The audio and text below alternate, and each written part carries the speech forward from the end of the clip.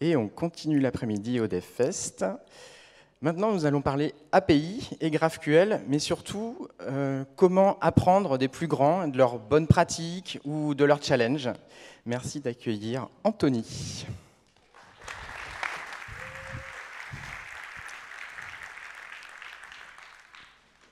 Bonjour à tous, je m'appelle Anthony Ginier, je suis staff engineer chez Swan. Et à Swan, on permet à des clients d'intégrer des services bancaires, comme par exemple ouvrir des comptes, faire des virements ou émettre des cartes, en mode SaaS, via une API GraphQL. Donc il y a 5 ans, quand j'ai rejoint Swan, on était 3 devs. Maintenant, on est plus de 70 dans l'équipe engineering, à quasiment tous contribuer sur cette API. On a une vingtaine de services, on a plusieurs milliers de requêtes par minute, en moyenne, avec des pics qui vont parfois beaucoup plus haut. Alors ça peut paraître assez humble par rapport à vraiment les mastodontes, mais on voit qu'on est quand même en scale-up et qu'on va continuer sur cette lancée, et que on a dû faire face à pas mal de challenges liés à GraphQL, similaires à ce que d'autres qui doivent aussi faire des API GraphQL et qui ont besoin de scale leur API disponible publiquement ont rencontré. Et c'est de ça que je vais parler dans le talk, d'où le nom GraphQL at Scale, que j'aurais pu aussi appeler GraphQL dans la vraie vie. Parce que moi, j'ai fait mon premier talk sur GraphQL en 2017, parce que j'avais kiffé la DX, le côté hyper centré sur le produit, le tooling grâce à ses capacités d'introspection, pour moi ça vendait du rêve. Et dans la même année, j'ai mis en prod ma première API GraphQL. Et j'ai vite compris qu'il y avait des nouveaux challenges liés à GraphQL et que les outils et pratiques à cette époque n'étaient pas hyper matures. Exemple hyper simple, comment est-ce qu'on fait pour monitorer l'usage d'une API GraphQL?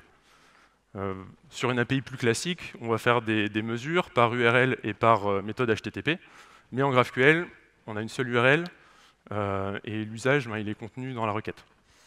Donc le DevOps qui travaillait avec moi sur ce projet, qui était plus expérimenté, il a un petit peu froncé des sourcils. Surtout qu'à l'époque, voilà, c'était pas du tout quelque chose qui était disponible, prêt à l'emploi. Et dans le cas où on scale, avec une architecture avec de multiples services, gérés par de multiples équipes, on démultiplie encore les problèmes qu'on rencontre avec GraphQL. Je vais commencer par vous présenter Principal GraphQL. C'est un peu l'équivalent de 12 Factor App pour ceux qui connaissent, mais pour GraphQL. C'est un manifeste écrit par les cofondateurs d'Apollo GraphQL, qui sont les plus gros contributeurs historiques dans l'écosystème GraphQL. Et dedans, ils proposent 10 principes. C'est un peu les 10 commandements qu'ils vous proposent de suivre pour avoir une API scalable et de qualité. Donc le premier principe, et ça sera le fil rouge de ma présentation, j'en profiterai aussi si je dois faire des tangentes ou vous parler de retour d'expérience, je le ferai quand je vous présenterai ces principes. Donc le premier, c'est de n'avoir qu'un seul graphe. Quand on connaît bien GraphQL, ça peut sembler assez évident parce que une des promesses de GraphQL, c'est de pouvoir tout faire en une requête. Si vous avez plein d'API qui chacune vont exposer son propre graphe, cette promesse est rompue. Et en termes de développeur expérience, avoir un catalogue central, c'est quand même c'est beaucoup plus facile à la fois à utiliser et pour aller introspecter ce graphe. Donc la première approche qu'on peut avoir pour respecter ce principe, c'est d'éviter les challenges d'une architecture distribuée et de faire un gros monolithe qui expose du GraphQL. Je ne vais pas développer les limites de cette architecture quand on veut scaler. Il y a des centaines et des centaines de talks sur le sujet, donc je vais me concentrer sur les architectures distribuées. Donc ce schéma, je l'ai honteusement copié d'un article qui date de 2017. Il y a des tonnes de variations de ce schéma parce que c'était déjà depuis l'époque l'architecture de référence. Donc on a au-dessus les clients qui veulent consommer notre API. En dessous, on a notre ensemble de services qui peuvent être écrits avec différentes technos. On peut avoir des API REST, des API GraphQL, des API gRPC, ce que vous voulez. Et au milieu, qui sert à faire la glue entre toutes ces API, vous avez votre API GraphQL. Sauf qu'avec les outils qu'on avait à disposition à l'époque, en fait, faire ça, c'était très compliqué et on avait l'impression de bien faire quand même. Donc je vais vous parler des limitations qu'on avait à l'époque. Donc je prends un exemple très simple avec une gateway GraphQL et derrière un service REST et un service GraphQL. La première limitation, qui est en vérité énorme, hein, c'est que vous avez une mise à jour systématique de votre gateway dès que vous voulez mettre à jour un service qui est en dessous. Donc vous voulez mettre à jour votre service REST, par exemple, ça serait pareil avec votre service GraphQL. Vous devez après faire un nouveau changement de votre gateway GraphQL pour le reporter. Alors c'est un vrai casse-tête. Bon, déjà, c'est un double travail, donc c'est pénible. Ça fait une grosse complexité des releases. Si derrière, vous n'avez pas 2 services, mais 10, que vous voulez les mettre à jour, les releases tous les jours, ça veut dire que vous faites 10 releases par jour de votre gateway. C'est hyper pénible. Et en plus, dès qu'il y a un nouveau changement que vous voulez mettre à disposition, vous devez synchroniser les deux. Bref, c'est compliqué. Et ça pose aussi des problèmes d'ownership. Qui va mettre à jour cette gateway?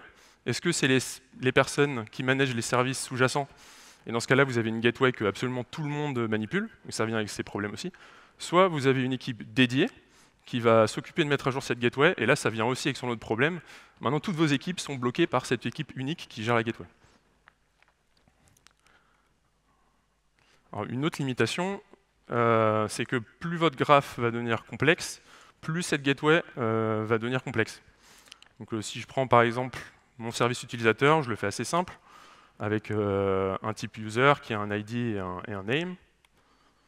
Et que dans mon service de compte, je veux un type account avec un ID, une balance et puis une référence à mon type user qui est géré dans mon service utilisateur.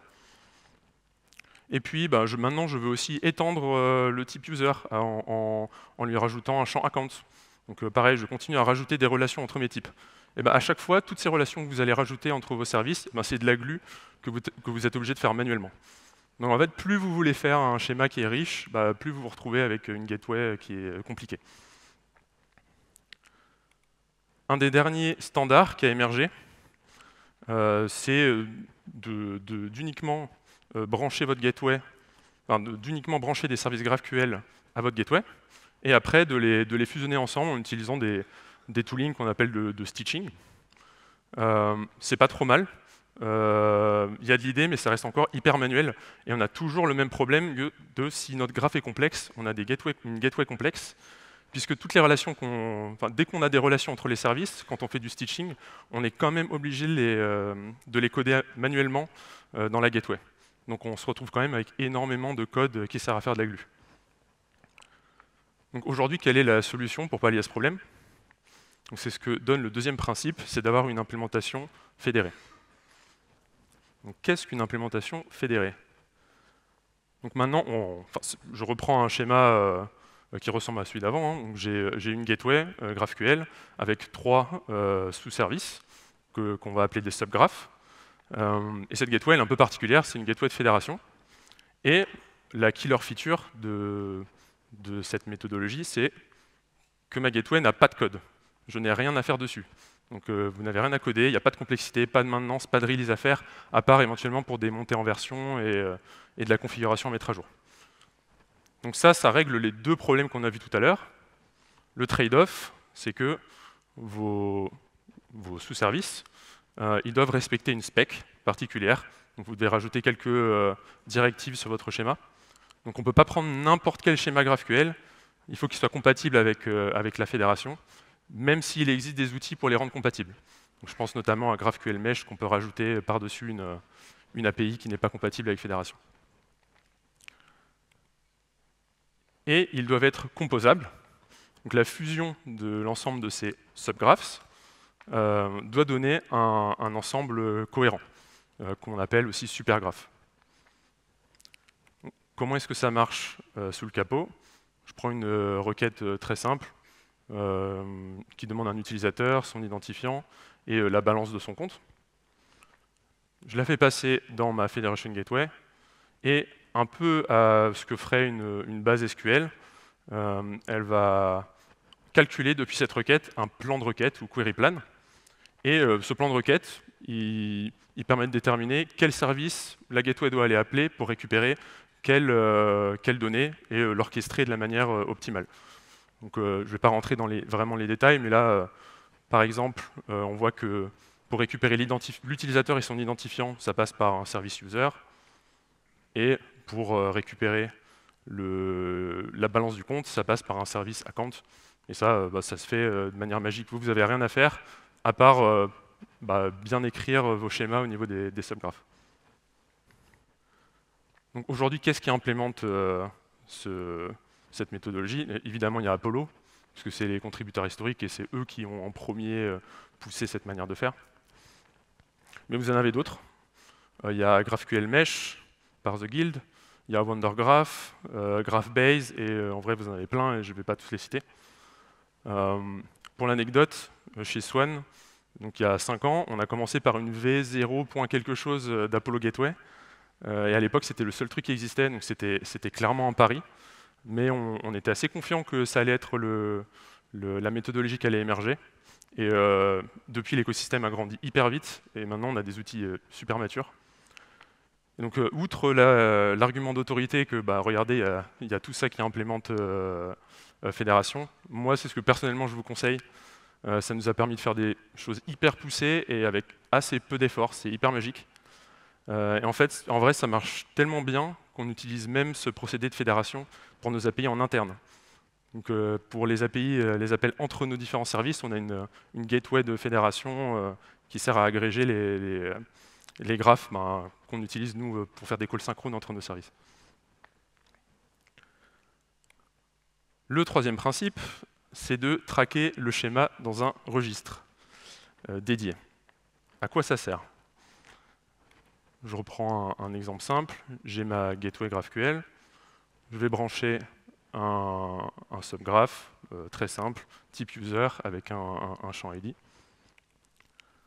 Je lui branche un autre service account, avec lui, type account, et il a un champ user, donc qui fait référence au premier subgraph. Si j'ai une implémentation un peu naïve, où pour faire la composition des subgraphes, la Federation Gateway va aller la récupérer directement des services, si jamais j'ai mon service user qui est KO, on ne sait pas, le type user qui est utilisé dans le subgraph account, on ne sait pas à quoi est-ce qu'il fait référence. Donc la fédération n'est pas capable de faire la composition. Autre exemple plus simple encore, un autre schéma, pareil, le même subgraph user avec un type user qui a un champ ID. Et cette fois-ci, dans mon subgraph account, j'ai pareil un type user et cette fois-ci, le champ ID, il n'est pas du même type. Donc j'ai un champ ID de type int, alors que sur mon premier, j'ai un champ ID de type string. Donc là, c'est pareil, la gateway de fédération, il y a un problème de composition, il y a deux types qui ne sont pas compatibles. Donc pour pallier à ça, en amont, au moment du déploiement de chacun de vos services, il va aller publier son schéma dans un registre, et votre gateway, elle va directement parler avec ce registre. Et si jamais, au moment du déploiement d'un de vos services, la composition n'est pas possible, le service ne va juste pas être déployé, et c'est à vous après de régler ce problème-là, mais plus tard. Et en plus, vu que la gateway parle en direct avec ce registre, si un de vos services tombe, il n'y a pas de problème, vous pouvez continuer à déployer des nouvelles gateways, et elle continuera à se mettre à jour.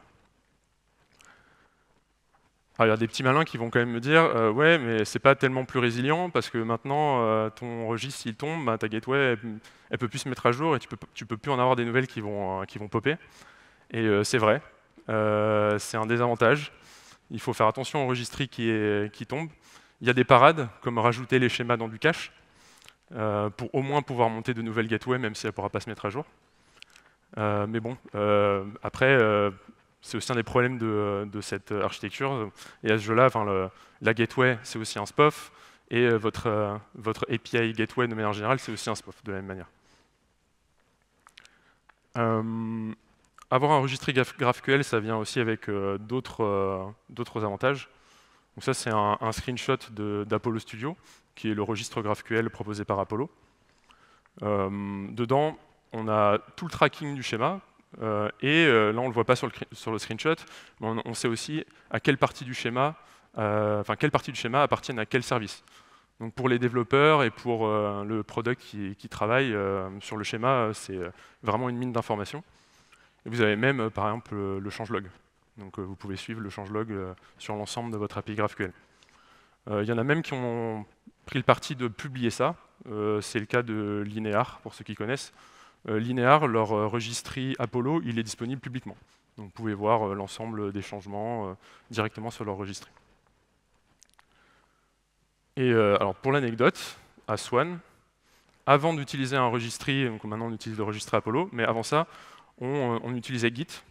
Donc on mettait tous nos schémas sur Git et on utilisait des sub-modules Git ou des packages, par exemple des packages NPM et packages Maven pour mettre à jour les services basés sur ce qu'il y a sur ce module Git. Ne faites pas ça. Ça vient avec son lot de problèmes. Utilisez un outil qui est dédié pour, ça marchera vraiment beaucoup mieux.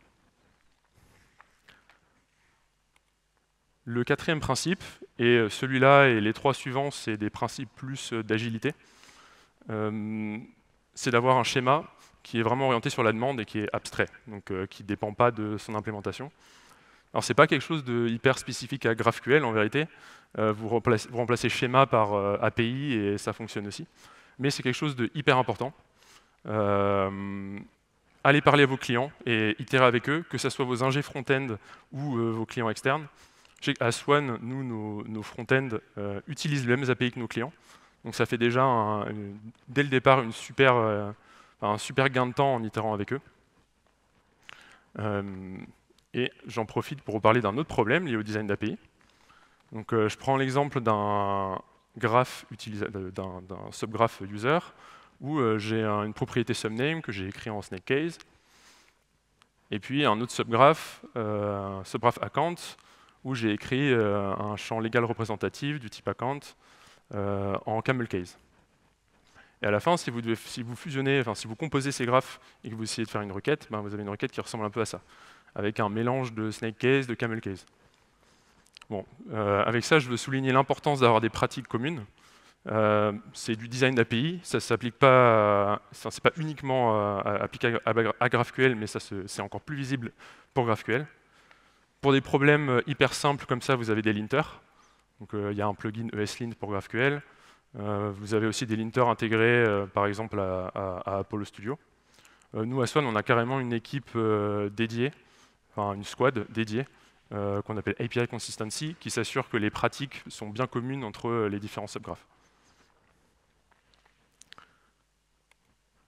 Le principe suivant, c'est d'utiliser une approche agile pour le développement du schéma. Donc c'est vraiment avoir un schéma qui dépend des besoins, comme on l'a vu dans le principe précédent, mais aussi d'avoir des évolutions incrémentales. Et ça, c'est un des gros avantages de GraphQL, c'est que c'est facilité par GraphQL. Dans des API plus classiques, on a l'habitude de voir des montées en version. On va avoir une API V1, V2, V3, dans lesquelles on va mettre tous nos changements cassants, et peut-être que ça va être fait tous les 2 mois, 3 mois, 4 mois, etc. pour nos clients. En GraphQL, vous pouvez avoir des champs qui chacun ont leur cycle de vie, et du coup, chacun les gérer de manière itérative. Donc j'en profite pour vous donner la méthode de breaking change en GraphQL. Donc là, j'ai une requête qui fonctionne, je demande un utilisateur par son ID, enfin, je veux l'ID et le nom d'un utilisateur. Bon, j'aimerais faire un changement qui est cassant, j'aimerais enlever le champ nom et à la place avoir un champ identity qui lui-même a un champ nom. Donc déjà, je vais faire en sorte que ma nouvelle requête fonctionne. Donc je vais ajouter un nouveau champ identity à mon type user et je vais créer ce type identity.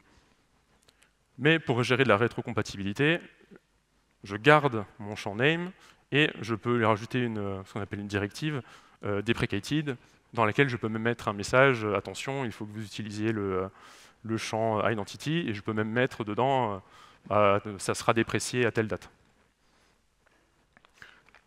Donc vous avez ça qui fonctionne en parallèle, et le jour où vous voulez, le jour où vous êtes sûr que ce champ n'est plus utilisé, là vous pouvez le supprimer. On en parlera tout à l'heure, c'est un des prérequis pour faire ça, du coup, c'est de bien avoir du monitoring pour s'assurer que ce champ n'est vraiment plus utilisé. Donc le 6e principe, c'est d'améliorer les performances de manière itérative et de se focaliser sur ce qui est vraiment utilisé en production pour améliorer les performances. Et j'en profite pour vous parler de problèmes de performance liés à Fédération qu'on a pu voir chez Swan. Donc ça, c'est le schéma qu'on a vu tout à l'heure, où je vous ai parlé de la magie de Fédération, comment est-ce que ça marchait et que ça créait un plan de requête. Sauf qu'en pratique, des fois, faire ce plan de requête, la gateway, elle peut prendre du temps. Des fois, beaucoup de temps. Donc là, j'ai pris un screenshot qu'on avait d'une de nos traces. Ça a pris 75 millisecondes pour faire un plan de requête. C'est beaucoup. Alors, il faut savoir que ça, c'est sur une des dernières versions d'Apollo Gateway. Apollo Gateway qui est écrit en JS et qui n'est pas forcément hyper optimisé. Donc, si vous avez vraiment des contraintes de performance, c'est pas la meilleure gateway. Alors depuis Apollo, ils ont réécrit une nouvelle version de cette gateway qu'ils ont appelée Apollo Router, qui a été réécrite en Rust. GraphQL Mesh, qui garde quand même des performances assez correctes, même si elle était écrite en JS. Ils l'ont réécrite en Rust, qu'ils ont appelée Conductor. Et la gateway de WonderGraph, qui s'appelle Cosmo, elle a été écrite en Go. Donc outre l'aspect un peu marketing de réécrire des choses en Rust, ça a apporté vraiment des gains en perf énormes. Et il y a aussi d'autres méthodes qu'utilisent ces gateways un peu plus récentes. Par exemple, le caching de QueryPlan. Donc, la deuxième fois qu'une gateway reçoit une requête, elle aura mis en cache le plan de requête, et du coup, elle n'aura pas besoin de le recalculer. Donc moi, personnellement, je vous déconseille d'utiliser Apollo Gateway aujourd'hui. Partez directement sur des versions plus modernes des gateways de fédération. Autre problème que vous pouvez rencontrer quand vous commencez à grossir, c'est que vous commencez à avoir des requêtes hyper longues. C'est un problème que, par exemple, rencontre Facebook. En fait, ils demandent tellement de données sur leur graph GraphQL que la requête, ça se compte c'est presque en mégas que ça se compte. Et quand vous voulez fonctionner sur des réseaux 3G, c'est pas terrible. Donc comment est-ce qu'on peut résoudre ce problème? Il y a une solution, et celle-là c'est la plus facile à mettre en place quand elle est déjà disponible sur votre Federation Gateway. Je sais qu'elle est déjà disponible sur Apollo Router par exemple. La première fois que vous faites une requête à votre gateway, vous envoyez la requête en entier. Bon, tant pis, cette première fois, vous devez l'envoyer en entier.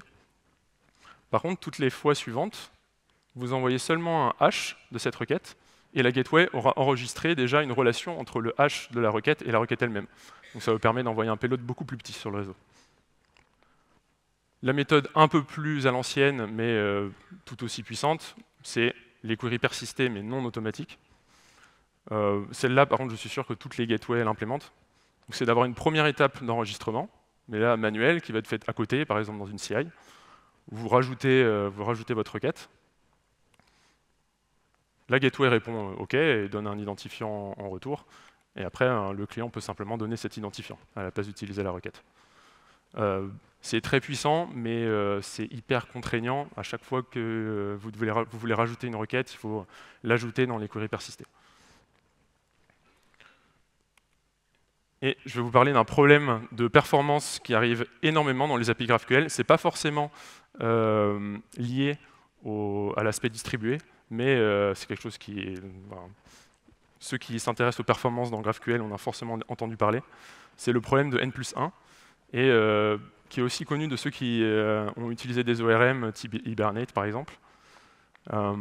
Ici, j'ai un schéma avec un type query qui permet de récupérer une liste de comptes. Et sur chaque compte, sur le type compte, je peux récupérer un paiement. Donc là, j'ai mis last payment, sur lequel il y a un montant. Je prends un exemple de requête, donc je récupère une liste de comptes. Imaginons que ça me retourne n comptes. Donc ça, retourner n comptes, une liste de comptes, c'est une seule requête. Par contre, pour chacun de ces comptes, je vais demander le champ last payment. Et là, si j'ai n comptes, vu que je dois demander n fois last payment, je me retrouve avec une plus n requêtes. Alors, il existe des solutions que je ne vais pas détailler, mais qui sont, parce qu'elles sont spécifiques à chaque langage et à chaque plateforme. Par exemple, pour Node.js, c'est le package GraphQL Data Loader. Pour Java, vous avez Java Data Loader, vous avez une solution intégrée à Caliban pour Scala, etc. Globalement, toutes ces solutions, elles ont en commun qu'elles batchent en une seule opération votre ensemble de n opérations qui se ressemblent beaucoup. Bon, mais je me questionne quand même, est-ce qu'en vrai, c'est un problème? Je reprends exactement le même schéma. Et qu'est-ce que ça ferait si je devais faire la même chose en REST sur une API un peu naïve? Récupérer ma liste de comptes, c'est un slash accounts, par exemple. Et puis récupérer le dernier paiement d'un compte, c'est un slash accounts, puis peut-être l'ID du compte que j'ai récupéré, slash payments, slash last, par exemple. Et si on fait ça, on a n+1 requête. Évidemment, on a des moyens de parer à ça, mais c'est du manuel. Et enfin, dernier point que je vous conseille énormément, et ceux qui connaissent déjà bien GraphQL, ils connaissent forcément cette technique, c'est de bien récupérer uniquement ce qui est demandé dans la requête. Donc là, je prends un type user dans lequel il y a ID, name et un champ account qui renvoie une liste de comptes. Imaginons que tout ça, c'est dans le même service. Une implémentation hyper naïve, c'est que à chaque fois qu'on récupère un user, on va charger ses comptes. Sauf que si j'ai une requête hyper simple où je demande que l'ID et le name, je me retrouve à charger une liste de comptes, par exemple via une jointure, alors que ça ne servait à rien. Donc n'hésitez pas à écrire des résolvers custom pour les champs et d'utiliser les informations de votre type parent pour le résoudre. Et enfin, le dernier principe pour la partie agilité, c'est d'utiliser au maximum les métadonnées GraphQL, donc les informations qui sont dans le graphe, pour faciliter la vie des développeurs. En gros, ça veut dire mettre le plus d'infos possible dans le graphe. L'exemple qu'on a vu tout à l'heure avec le deprecated, ça permet de tout de suite voir qu'un champ est déprécié. Quand vous avez de la génération de type, vous pouvez le voir dans le type que c'est déprécié. Si vous utilisez des explorers type GraphQL, c'est mis très en évidence dans GraphQL, par exemple. Et ça va avec le fait d'avoir des outils qui aussi profitent le plus possible des informations du graphe. Donc je viens d'en parler, avoir un outil d'explorer comme GraphQL, de la génération de types, de la validation automatique de requêtes, etc. Donc ça, j'ai aussi un retour d'expérience là-dessus. Chez Swan, ça a énormément facilité nos développements. Je sais que ça facilite le développement de nos clients. Et un exemple de choses qu'on peut faire grâce à ça, c'est dans notre CI, avant chaque déploiement, on vérifie que les requêtes GraphQL qu'on fait sont bien compatibles avec le schéma qu'on a actuellement en prod. Les trois principes suivants sont plus opérationnels. Donc celui-là, il parle de contrôle de l'accès et de la demande. En gros, contrôle d'accès, ça veut dire authentification et autorisation. Et contrôle de la demande, c'est en gros c'est du rate limiting. L'authentification. Alors il y a trois méthodes principales. La première, c'est de faire ça en amont, dans une API gateway dédiée. C'est ce qui se fait c'est ce qui se fait très souvent, hein, qu'on fasse du GraphQL ou non. Un truc qui est un peu nouveau, par contre, c'est de pouvoir le faire dans la gateway de fédération. Donc, notamment les gateways de fédération récentes, c'est le genre de feature qu'elles ont out of the box. Ou vous avez un peu la méthode manuelle, à le faire dans chaque subgraph. Moi, je vous déconseille cette méthode, parce que c'est dommage de refaire le même travail dans tous vos subgraphes. En revanche, si vous devez choisir entre faire dans une API gateway dédiée ou le faire directement dans la Federation Gateway, les deux fonctionnent. Faites-vous ce qui vous arrange. Nous, aujourd'hui, à Swan, on le fait dans une API Gateway dédiée, parce que derrière, on a d'autres choses que notre API GraphQL, mais c'est quelque chose qui est même encore aujourd'hui en train d'être discuté. Pour la partie autorisation, il y a aussi un peu deux méthodes. La première, c'est de faire le maximum de choses au niveau du schéma, et du coup, ce schéma qui après serait interprété au niveau de la Federation Gateway. Là, je prends un exemple, donc une query users qui renvoie une liste de users, et on voit qu'elle a une directive un peu spéciale qui s'appelle require scope, et dedans avec un argument scope, on voit qu'il y a un scope read users. Donc ça, c'est une manière d'exprimer dans le schéma qu'on autorise de requêter ce champ que si, par exemple, on a un token au hôte avec le bon scope, donc ici, read users. Ça on revient au principe précédent. On voulait utiliser au maximum les métadonnées GraphQL pour aider le travail des développeurs. Donc là, ça rentre pile dedans. Donc là, pour le type mutation, donc on a un champ update user. Donc celui-là, il a une directive authenticated. Par exemple, on pourrait imaginer que cette mutation, elle a des règles métiers qui sont un peu plus complexes, que simplement mettre un require scope et avoir un scope auth, c'est pas suffisant. Donc pour celle-là, peut-être qu'on aurait envie de gérer la règle métier directement au niveau du service qui gère cette mutation. Du coup, pour moi, l'idéal, il est un peu entre les deux.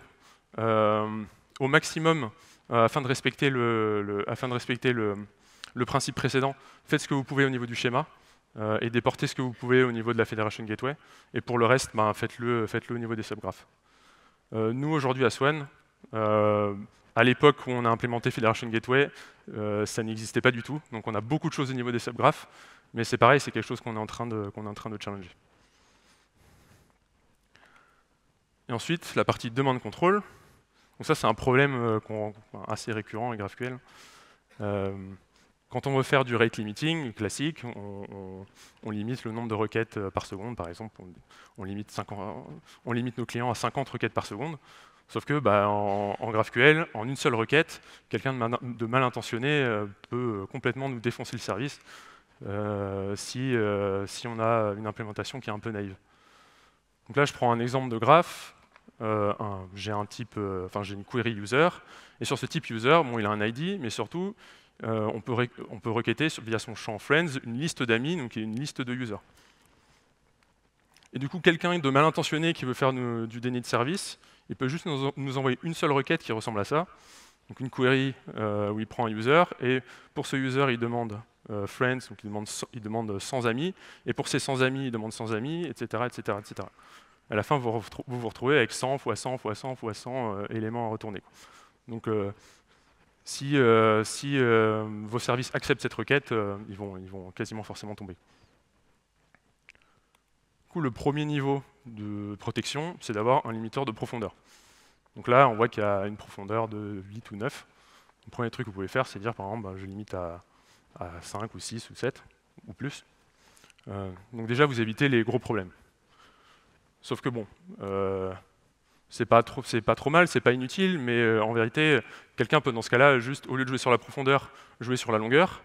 Et en plus, là, dans l'exemple, on voit que query user, friends de friends de friends, ça fait 100 fois 100 fois 100, ça fait déjà 1 million d'éléments. Donc en vérité, la requête, elle est, sans être très profonde, elle est déjà très complexe. Donc ce qu'on aimerait, c'est un calcul un peu plus générique de la complexité de cette requête et bloquer la requête si elle est trop complexe. C'est ce que permet un peu, ce que j'ai marqué niveau 2, avoir un limiteur de complexité. Donc là, c'est le même schéma GraphQL, mais avec en plus une directive cost qui permet d'exprimer que requêter ce champ, ça a tel coût. Et donc à la fin, ça permet d'estimer un coût global d'une requête qui sera validée en amont. Donc si on reprend la requête précédente, donc là on commence, on veut requêter un user. On a vu dans cette directive cost, on a mis complexity 5, donc en gros ça veut dire que c'est un coût de 5. Ensuite, je demande un champ friends. Champ friends, j'ai mis comme base de complexité 3, mais j'ai en plus rajouté un multiplicateur qui correspond à l'argument limite. Donc là, vu que je demande 10 amis, et que la base c'est 3, je fais 10 fois 3. Donc là, déjà, ma requête, elle vaut 30 plus 5. Et je fais pareil. Donc maintenant, récupérer une autre liste d'amis, de 10 amis, c'est toujours 3 fois 10, mais c'est 10 amis de 10 amis. Donc en vrai, vous en avez 10 fois 10. Donc déjà, ça fait 300 de complexité en plus. Etc., etc. La prochaine fois que vous le faites, ça coûtera 3000.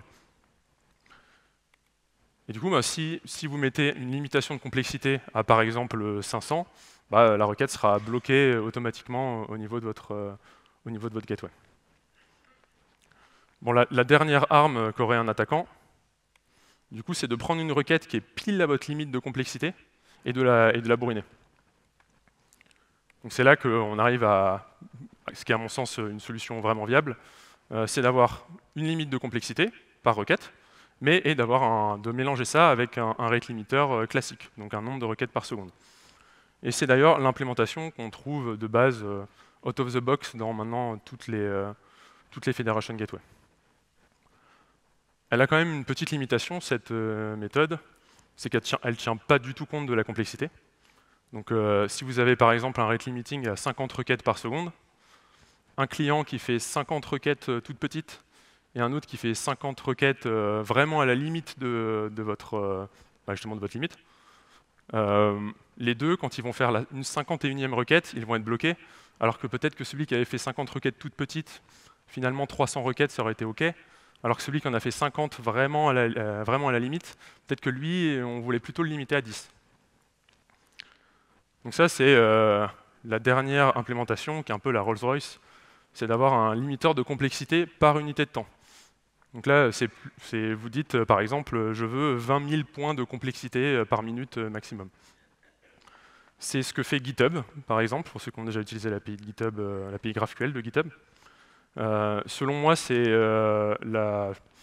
l'implémentation la plus équitable et la plus logique, mais elle vient avec ses trade-offs. Déjà, c'est nativement supporté dans aucune implème de gateway. C'est-à-dire que vous devez faire ça vous-même. Et même dans les implémentations open source, il n'y a rien qui fait vraiment ça out of the box. Vous avez des outils pour manipuler les coûts de complexité, mais par unité de temps, c'est à faire à la main. Et en plus, c'est assez difficile à comprendre pour les clients. À part les power users GraphQL, devoir expliquer aux clients qu'il a un certain coût de complexité par minute, c'est pas évident. Et en plus, c'est difficile à quantifier en avance. C'est difficile de savoir, OK, mon application, elle consomme tant de complexité par minute.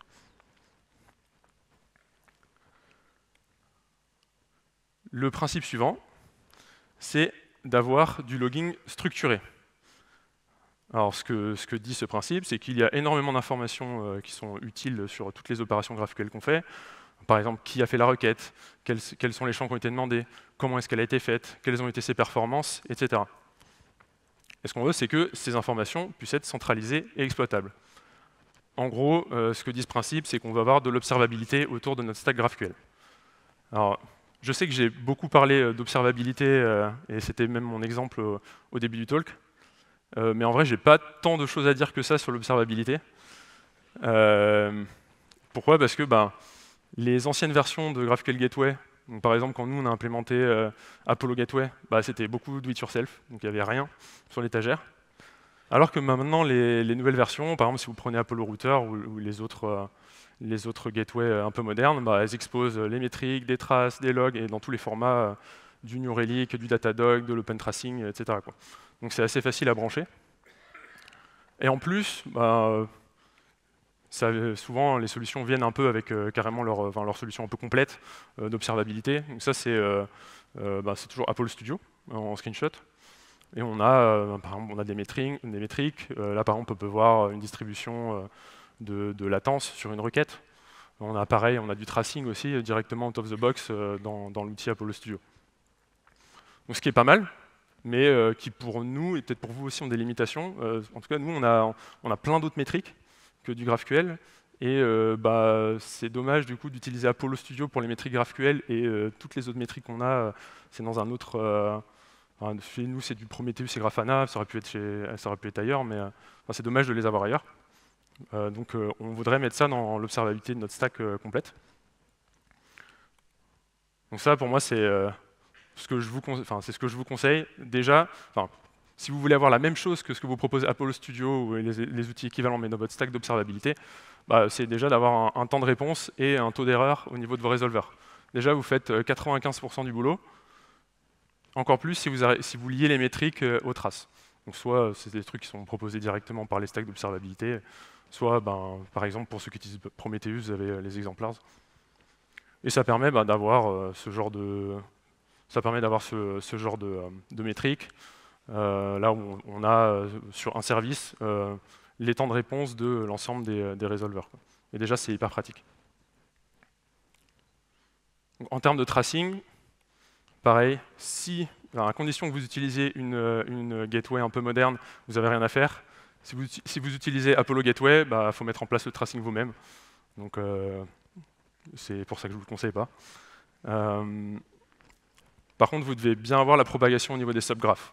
Donc là, avoir le tracing dans vos propres services, c'est à vous de le faire. Donc ça, c'est un exemple de trace qu'on peut avoir. Donc ça, c'est l'outil Jaeger, pour ceux qui connaissent. Donc là, on a une trace un bout de la trace, donc un span de l'API Gateway, enfin de la GraphQL Gateway. Et là, on a les spans des de deux subgraphes qui sont appelés en dessous. Là, j'ai pris un exemple hyper simple, mais on a des traces qui sont beaucoup plus complexes. Et là, c'est hyper pratique de voir l'ensemble des subgraphes qui sont appelés, les temps de réponse, enfin, en gros, la trace en entier. Et pour les logs, histoire de parler d'observabilité en entier, j'ai rien de spécial à dire. Lier les logs aux traces, par contre, histoire d'avoir tout lié en entier. Et le dernier principe, je ne vais pas passer beaucoup de temps dessus, c'est celui de bien séparer la couche GraphQL avec la couche de service.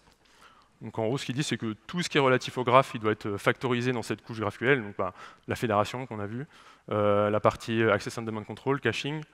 Bon, moi je trouve que ça fait un peu redondant avec les principes qu'on a vus avant. Si vous les implémentez de façon correcte, en fait, ce principe, vous allez l'implémenter tout de suite. Et je vais conclure en parlant de deux challenges historiques que nous, on a rencontrés. Déjà, c'est l'impossibilité de faire des WebSockets et ou du push de manière générale en utilisant Fédération.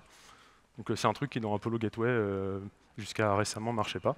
Donc maintenant, dans les nouvelles versions des fédérations, c'est des trucs qui marchent, qui sont pris en compte, et vous pouvez faire, pour ceux qui connaissent, des subscriptions GraphQL et du coup faire du push.